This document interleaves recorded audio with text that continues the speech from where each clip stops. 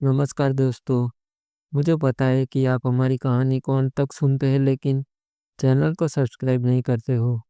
दोस्तों, ये हमारी न्यू चैनल है इसलिए आपका साथ चाहिए। आपको बस सब्सक्राइब का बटन ही दबाना है जिससे मुझे मोटिवेशन मिलेगा। दोस्तों, अगर किसी महिला को मुझसे हुकअप या मीटअप करना हो तो मेरे डिस्क्रिप्शन में मेरी ईमेल आईडी पर ईमेल कर सकते हो। तो आइए शुरुआत करते हैं कहानी। ये कहानी हमारी एक बहुत ही खास सब्सक्राइबर ने भेजी है। बारिश की पहली बूंद खिड़की पर गिरी तो मानो आसमान ने सिग्नल दे दिया हो, आज का दिन सिर्फ हमारा है। मैं आ रहा हूँ। सोफे पर लेटा था, फोन में स्क्रॉल करता हुआ। बाहर बादल गरजे और अंदर मम्मी की आवाज़ आई। आ रहा हूँ, जरा देखो ना, दिया कहाँ है? चाय बनानी है, पकोड़े तलने हैं। दिया मेरी छोटी बहन, उम्र में मुझसे 2 साल छोटी, पर हर बारिश में मुझसे 2 कदम आगे। मैं उठा, किचन की तरफ बढ़ा। वहाँ वो थी दिया, सफ़ेद कुर्ता, गीले बालों का जूड़ा, आंखों में वो चमक जो सिर्फ बारिश के मौसम में आती है।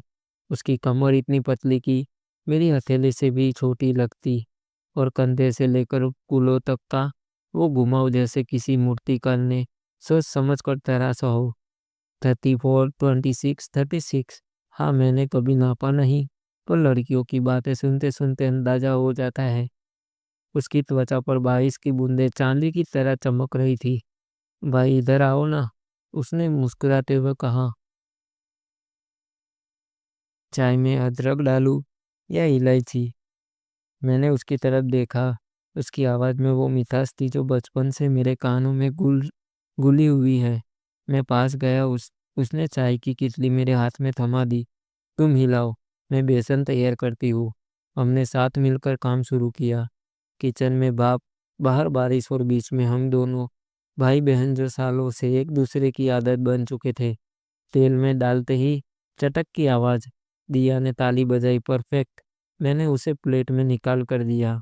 उसने उंगलियों से उठाया, फूंक मारी और मेरी तरफ बढ़ाया। पहला बाइट तुम लोगे, रिवाज है। मैंने काटा। गर्म, मसालेदार, खट्टा मीठा, जैसे बारिश का स्वाद। याद है, उसने पूछा, जब हम छोटे थे पापा छत पर पतंग उड़ाते थे और हम नीचे पकोड़े तलते थे? याद है? मैंने कहा, तुम्हें डर लगता था कि तेल छलक जाएगा, अब नहीं लगता? उसने हंसते हुए कहा और अपनी उंगली पर लगी बेसन की लकीर मेरे गाल पर पोंछ दी। हम उस हंसे। बाहर बारिश की आवाज़। दिया ने मोमबत्ती जलाई। उसकी रोशनी में उसका चेहरा और खूबसूरत लग रहा था।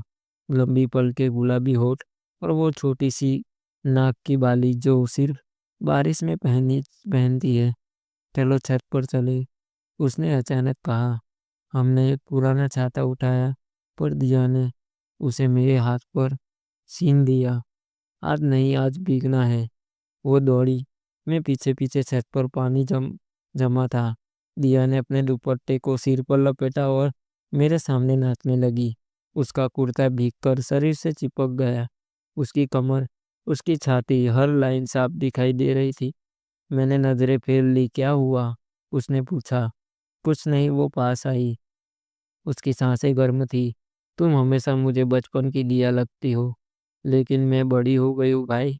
मैं चुप रहा। उसने मेरा हाथ पकड़ा। याद है, कॉलेज में जब लड़के मेरे पीछे पड़ते थे, तुम आते थे और कहते थे ये मेरी बहन है, दूर रहो। याद है? अब भी वही करोगे? वो मुस्कुर में बड़ी हो गई। तो आज मुझे कोई नहीं बचा रहा, सिर्फ तुम हो और मैं। हम छत पर खड़े रहे। बारिश ने हमें भिगो दिया। फिर अचानक उसने मेरे गले में बाहें डाल दी। मुझे ठंड लग रही है। मैंने उसे गले लगाया। उसका शरीर गीला, गर्म, नरम, उसकी सांसें मेरी गर्दन पर। मैंने कहा, दिया क्या हुआ? उसने कहा, बस 1 मिनट। हम वैसे ही खड़े रहे। बारिश, हवा और हमारे दिल की धड़कनें। नीचे उतने में तो मम्मी पापा सो चुके थे। हमने अपने कमरों में जाने की बजाय दिया ने अपना सिर मेरे कंधे पर रखा। आज का दिन स्पेशल था, तुम्हें पता है? उसने धीरे से कहा, लोग कहते हैं भाई बहन का रिश्ता पवित्र होता है, लेकिन कभी कभी वो पवित्रता में भी कुछ और छुपा होता है। मैंने उसकी तरफ देखा। उसकी आंखें बंद थी। मैंने पूछा, क्या? जो शब्दों में नहीं कहा जा सकता। रात गहरी होती गई। बारिश धीमी, हम सोफे पर लेटे रहे। उसकी उँगलियाँ मेरी उँगलियों में। सुबह हुई, बारिश रुक चुकी थी। दिया उठी और मुझे देखा और मुस्कुराई।